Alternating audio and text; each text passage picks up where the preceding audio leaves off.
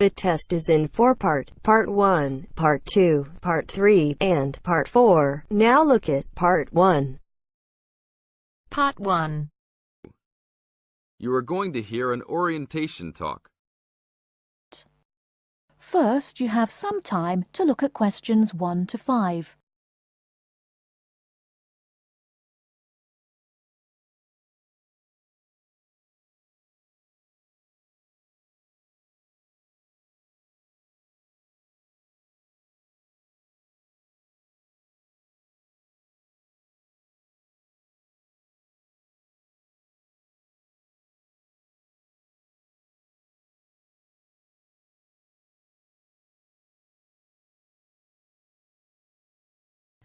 Now we shall begin.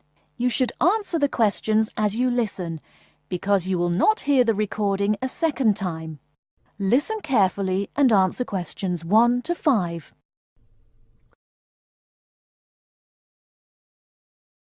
Welcome to Orientation Week.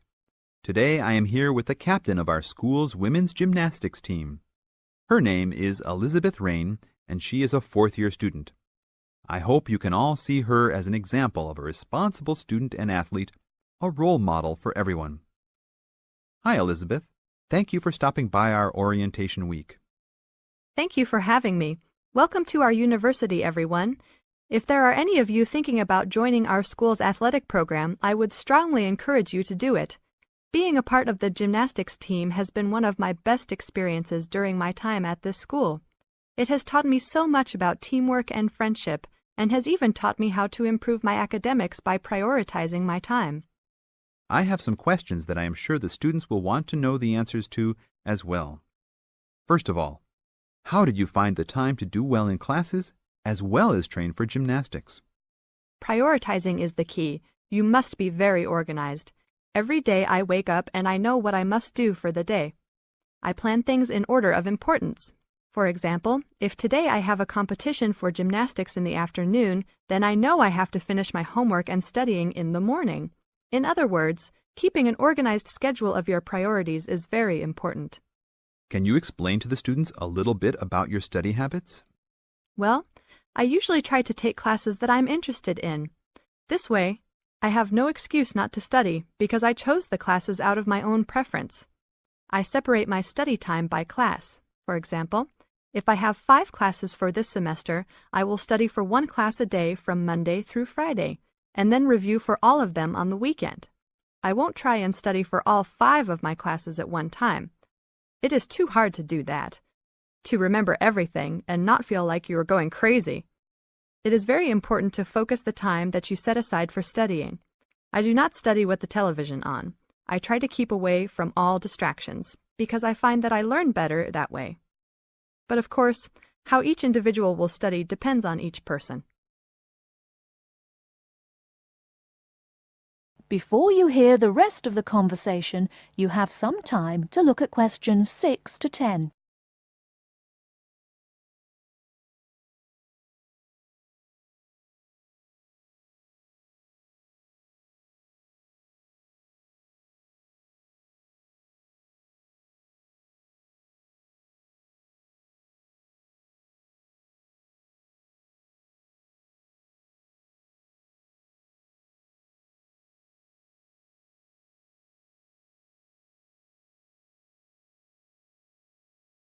Now listen and answer questions 6 to 10. That sounds like good advice. Let's talk a little bit about your gymnastics career. How long have you been doing this sport for, and what has been the best moment of your college participation? Well, I've been participating in gymnastics since I was a kid. My parents got me involved in the sport. The best moment. I would have to say that there is not one single instance that stands out in my mind as the best moment, but more of a whole experience. My first year in university was definitely one of the best years of my life. I met my best friends that year and really learned to grow up and be independent. Our team went to the national championships that year, and it was an incredible experience, so I would count the whole year as my best experience in college. How about the worst moment? It is true everyone goes through bad experiences. My worst experience would have to be the fall of last year when I broke my wrist. I was unable to participate in sports for the remainder of the year and had to learn how to write with my left hand. I guess when I look back at it, though, even though I wouldn't wish this to happen to anyone, this experience definitely made me stronger as a person. It taught me to look at life with a new perspective and to really value the friends and family that are important and close to me. Thanks for your time, Elizabeth. Do you have anything else you want to tell the new students? Just have a good time. Don't stress out too much, but be responsible for your actions. Work hard and play hard. That's my motto for life. That is the end of part 1. You now have half a minute to check your answers.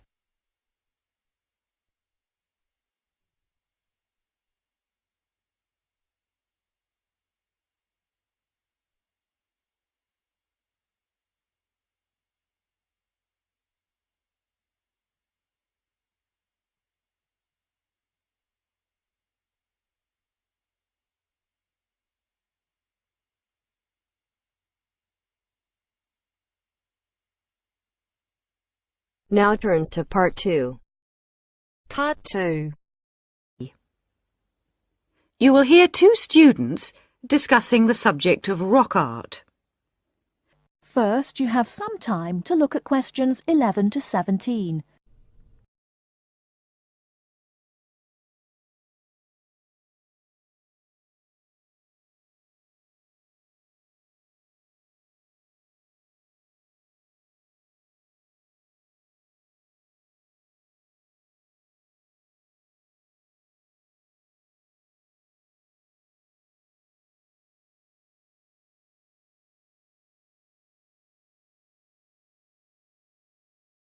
Now, listen carefully and answer questions 11 to 17.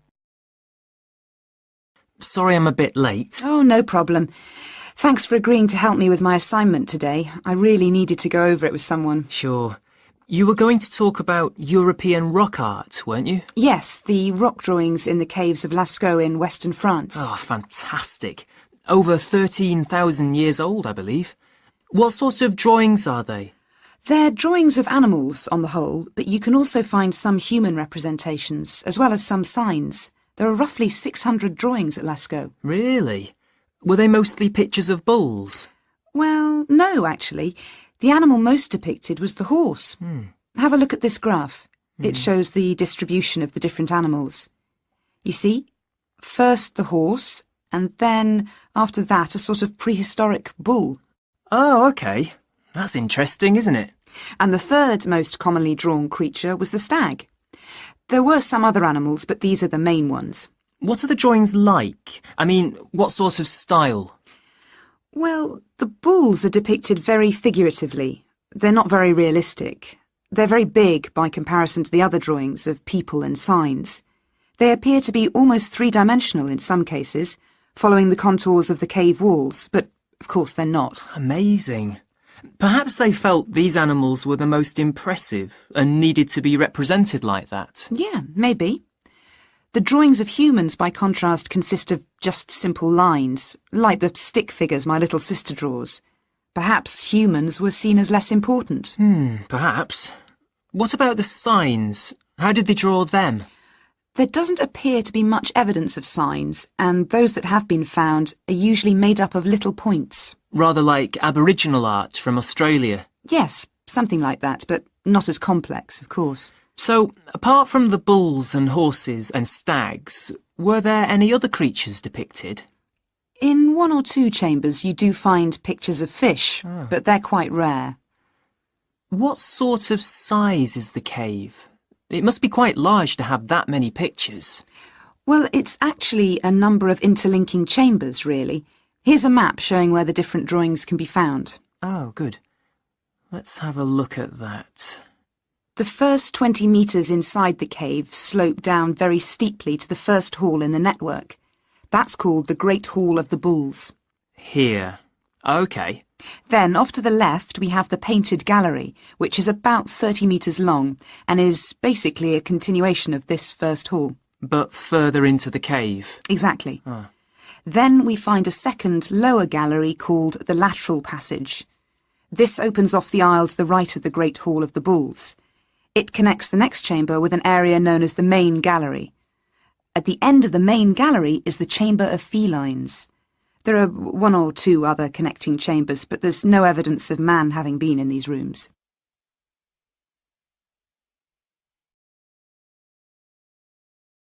Before you hear the rest of the talk, you have some time to look at questions 18 to 20.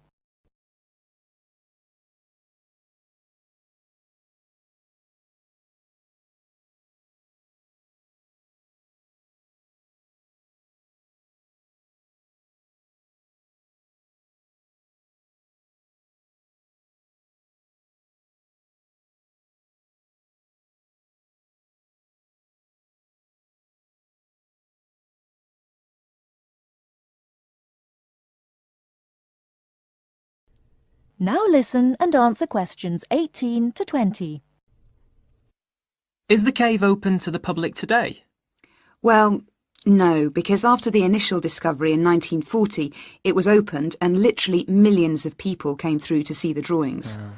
Then, in the 50s, the experts started to worry about the damage being done to the drawings, and the government finally closed the Lascaux cave in 1963. Is that so? It wasn't really the tourists that were doing the harm, but the fact that after thousands of years the cave was suddenly open to the atmosphere, and so bacteria and fungi started to destroy the pictures.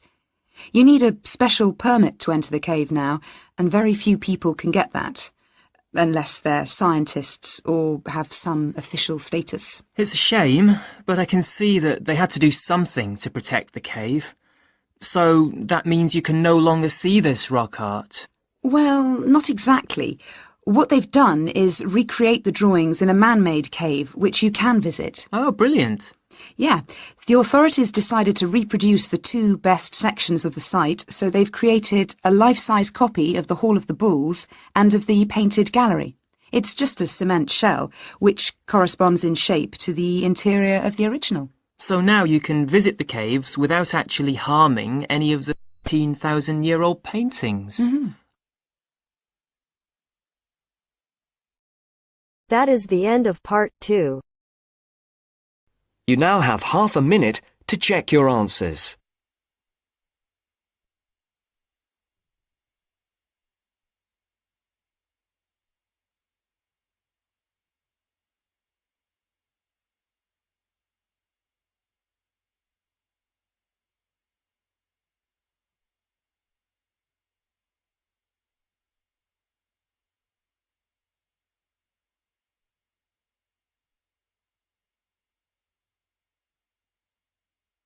Now turns to part 3.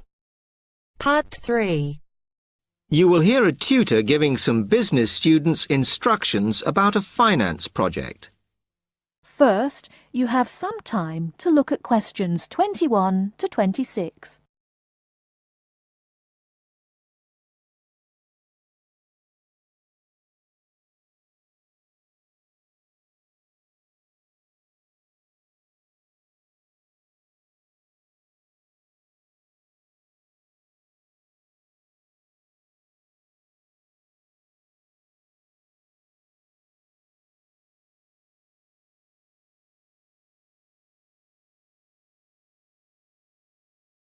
Now listen carefully and answer questions 21 to 26. OK, can you quieten down, please? Now, today I'm going to talk to you about your assignment.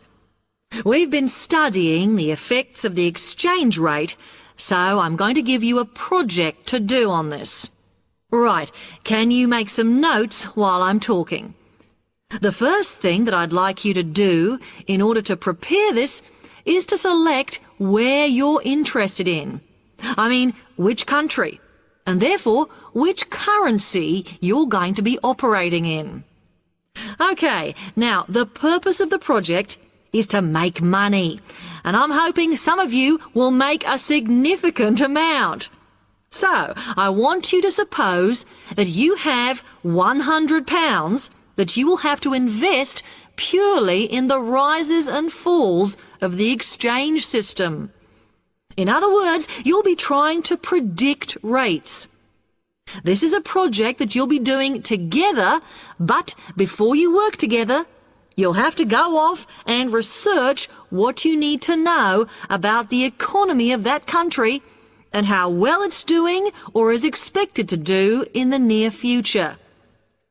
You could all make up a little information sheet with your notes on, clearly legible, because then I want you to get together, we can do that next week, and to go round and read about each other's countries. When you see how well or badly each country is doing, I want you to decide what your exchange rate is going to be against all the other currencies.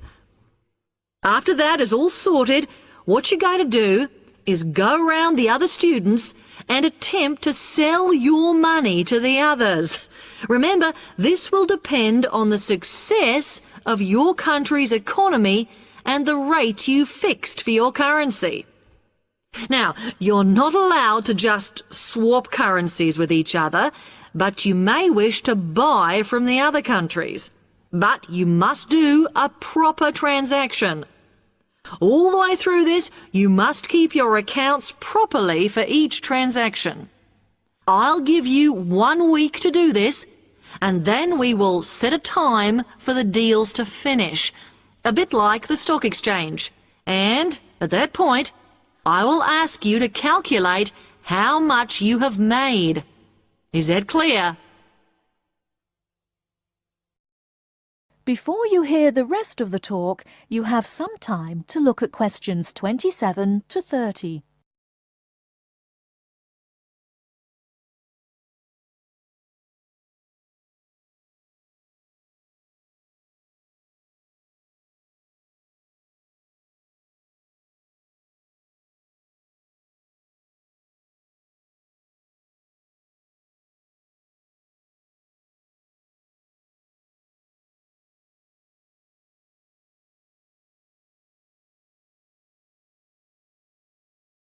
Now listen and answer questions 27 to 30. Before you begin that, there are a few things I want you to read up on to prepare. You need to look at the economies of the UK's main trading partners. I don't mean all of them, because that would be over 80, but just the 29 principal ones. There are summaries in the last 3 books on the book list I've given you. And so that you can practice applying the criteria on assessment I gave you, I'd then like you to focus just on one sector across all the countries. The most common one across every country is farming. But as much agricultural produce is for domestic consumption, I'd like you to look at manufacturing. Then, I would like you to do a detailed investigation of one particular aspect. I was going to give you a choice, but I think as we've just started the course, it's better if we all look at the same thing, and then we can discuss it in the seminars. So the thing I'd like you all to look at is fluctuations in import prices. Now, you need to do all that before you start the project, as it will help you assess the economies of the countries you'll be representing in the project. Don't worry, you've got plenty of time. Exam week is December the 8th. Then it's the holidays until January the 6th, so I don't need the project in till February the 5th.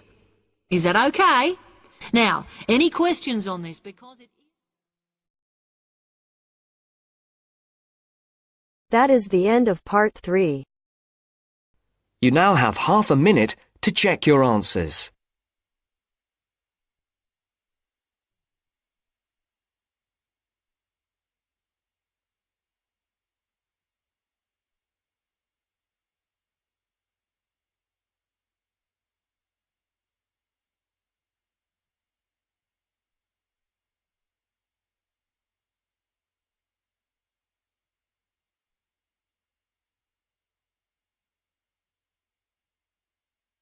Now turns to Part 4.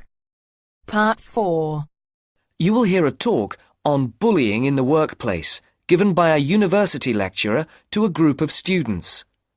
First, you have some time to look at questions 31 to 40.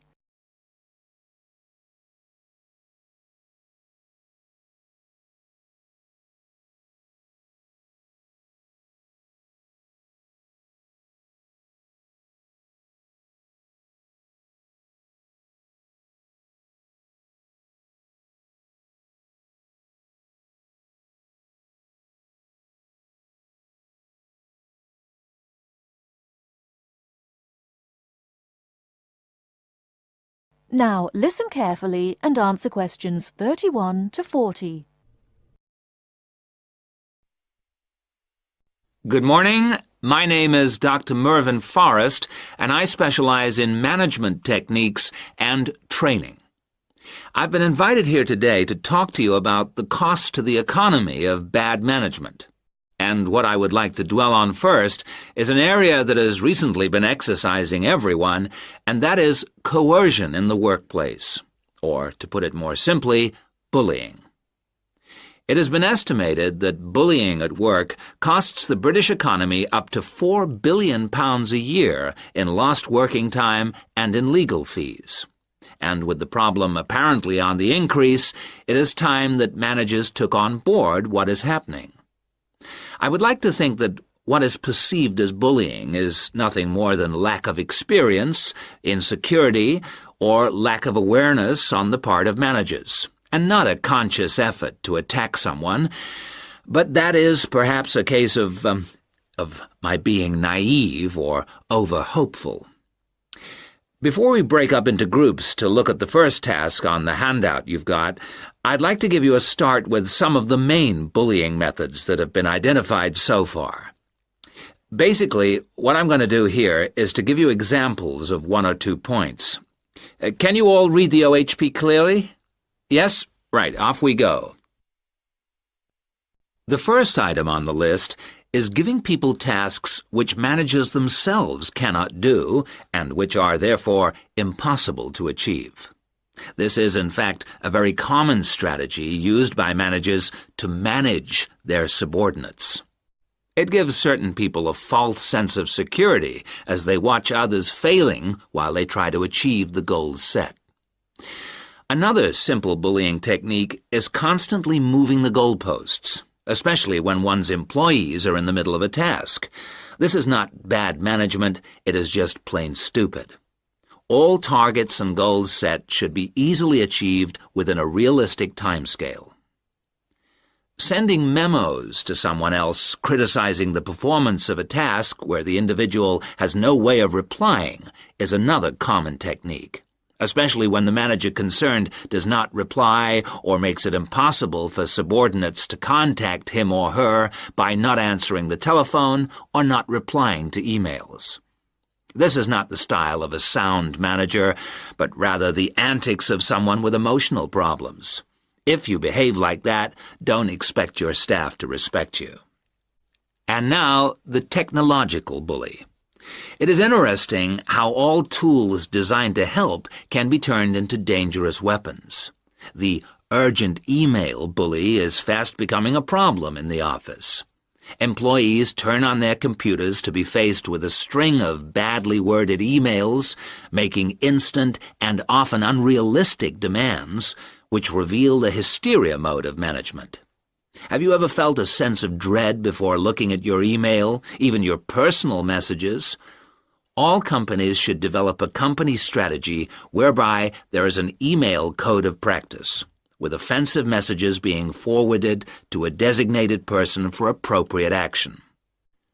I would now like you to break up into groups and brainstorm other bullying techniques which you think you may have experienced, and perhaps, if you're honest, which you have been party to. I can think of at least 9 more bullying strategies. I would also like you to consider ways in which you think that each of the techniques on your list can be countered. Is everyone clear as to what the task is? Yes? Okay. You've got 20 minutes to do this. That is the end of Part 4. You now have half a minute to check your answers.